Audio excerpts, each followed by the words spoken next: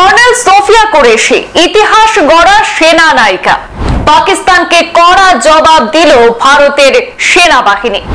দেশ জুড়ে বাহবা করলেন কর্নেল সোফিয়া কুরেশি। ভারতীয় সেনায় মেয়েরা যে নাম ভূমিকায় উঠে আসছেন তার জলজ্যান্ত উদাহরণ উইং কমান্ডার ভূমিকাও। আজ গোটা দেশের সামনে কর্নেল সোফিয়া এবং উইং কমান্ডার ভূমিকা উজ্জ্বল দৃষ্টান্ত গড়লেন।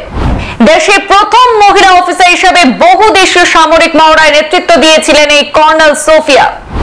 ভারতীয় বায়ুসেনার হেলিকপ্টার পাইলট হিসাবে প্রথমে জায়গা করে নিয়েছিলেন উইং কমান্ডার ভূমিকা সিং। একেই বলে একেবারে মুহূর্তের জবাব। পহেলগাঁও হামলায় সন্ত্রাসীরা স্বামীর প্রাণ কেড়ে নিয়ে স্ত্রীকে বলেছিল মোদিকে গিয়ে বলো। এবার দেশের ভেতরে ঢুকে একেবারে সন্ত্রাসীদের ঘাঁটি গুড়িয়ে দিয়ে তার প্রতিশোধ নিল ভারতীয় সেনারা। পহেলগাঁওয়ে জঙ্গি হামলায় বহু স্ত্রীর সিঁদুর মুছে দিয়েছিল সন্ত্রাসীরা, তারই বদলা নিল ভারত। পহেলগাঁওয়ে সেখানে স্বামী হারাদের সম্মান দিয়ে পাকিস্তানের বিরুদ্ধে অপারেশন সিন্দুর চালিয়েছে ভারত। পাকিস্তান এবং পাক অধিকৃত কাশ্মীরের 9টি জঙ্গি ঘাঁটি গুড়িয়ে দেওয়া হয়েছে। তার খুঁটিনাটি দেশবাসীর সামনে প্রথম তুলে ধরার সময় সেই নারী শক্তিকে এগিয়ে রাখলো ভারতীয় সেনা। গোয়েন্দাদের তথ্যের ভিত্তিতে কিভাবে জঙ্গি ঘাঁটিগুলিকে শনাক্ত করা হলো, কিভাবে আঘাত করা হলো, দেশবাসীকে খুঁটিনাটি বোঝালেন কর্নেল সোফিয়া কুরেশি এবং উইং কমান্ডার ভূমিকা। নারী শক্তিকে এগিয়ে রাখার পাশাপাশি এই দুই অফিসারকে সামনে রেখে নাগরিকদের ঐক্য এবং সম্প্রীতির বার্তাও দিল ভারতীয় সেনা।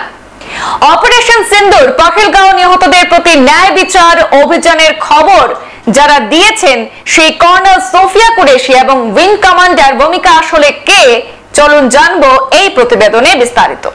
ভারতীয় সেনার ক্রপস অফ সিগন্যালস বিভাগে কর্মরত 35 বছর বয়সী কর্নেল সোফিয়া 1911 সালে ক্রপস অফ সিগন্যালস এর সূচনা ঘটে। স্বাভাবিক পরিস্থিতিতে এবং যুদ্ধের সময় সামরিক যোগাযোগ সংক্রান্ত সবকিছু এদের তত্ত্বাবধানেই পরিচালিত হয়। জরুরি পরিস্থিতিতে অভিযানের সময় বিভিন্ন বাহিনীর মধ্যে যোগাযোগ রক্ষার পাশাপাশি তথ্য প্রযুক্তির দিকটিও সামলায় ক্রপস অফ সিগন্যালস। দেশের প্রথম মহিলা অফিসার হিসেবে বহু দেশীয় সামরিক মহড়ায় নেতৃত্ব দেন এই কর্নেল সোফিয়া।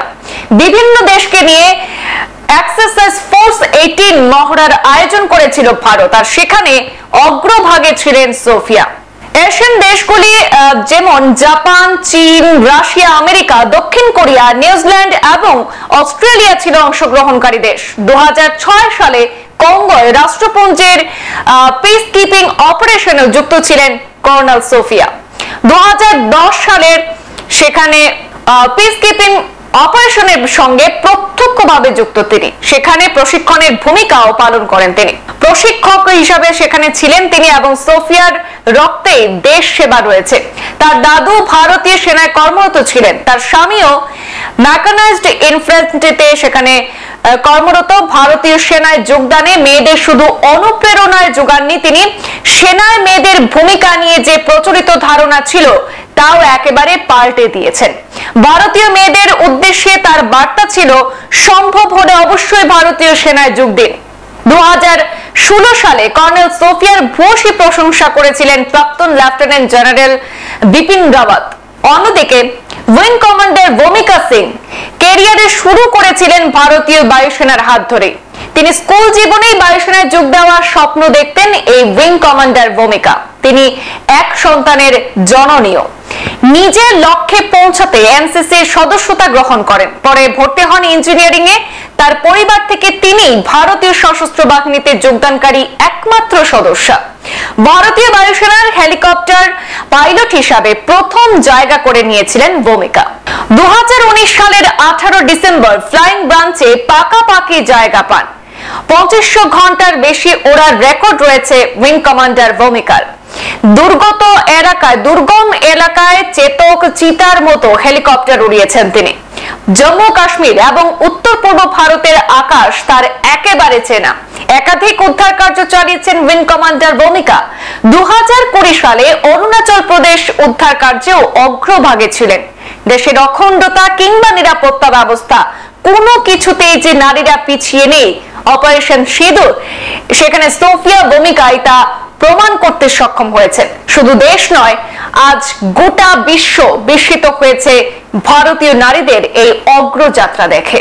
সংবাদ এই পর্যন্তই, ফিরছি পরবর্তী অন্যান্য আপডেট নিয়ে, সাথে থাকুন। ধন্যবাদ।